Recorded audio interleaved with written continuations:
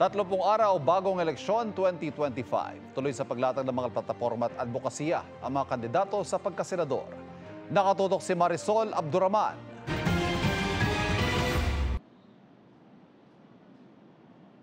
Isinusulong ni Representative Arlene Brosas ang karapatan ng kababaihan. Dumalo sa consultation talk sa Calapan Oriental, Mindoro, sina Congresswoman Franz Castro, Mimi Doringo, Amira Lidasan, Liza Maza, Danilo Ramos, Jerome Adonis at Ronel Arambulo. Binisita ni Teddy Casino ang mga mangyan sa Abra de Ilog Occidental, Mindoro. Mas malakas na ugnayan ng national at local governments ang tinalakay ni Senadora Pia Cayetano. Nakipagpulong sa mga magulang ng children with special needs si Attorney Angelo de Alban. Lumuhok sa covenant signing para sa mga mangingisda sa Pasig si David De Angelo. Naroon din sina Calyode de Guzman at Luke Spiritu.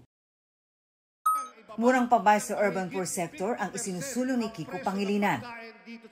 Suporta sa small entrepreneurs at local products ang isinusulong ni Senator Bongo.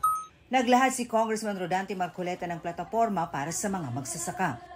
Tinalakay ni retired Colonel Ariel Querubin ang national security at isyong pang-ekonomiya. Paglaban sa korupsyon at iligal na droga ang isinusulong ni Attorney Vic Rodriguez. Si Senator Francis Tolentino nagpaalala sa mga botanteng suriin ang plataporma ng mga kandidato. Si Ben Tulfo nag-ikot sa Zamboanga Peninsula. Si Nars Alin Andamo lumuhok sa fun run tungkol sa environmental agenda. Libreng related learning experience para sa nursing students ang plano ni Bam Aquino. Lumuhok si Attorney Jimmy Bondoc sa isang coordination meeting sa Zamboanga City. Nangampanya sa Mantayan Island sa Cebu si Bong Revilla. Batas para sa mga motorista at commuter ang isinusulong ni Representative Bonifacio Bosita. Patuloy naming sinusundan ang kampanya ng mga tumatakbong senador sa eleksyon 2025. Para sa GMA Integrated News, Marisol Abduraman, nakatuto 24 oras.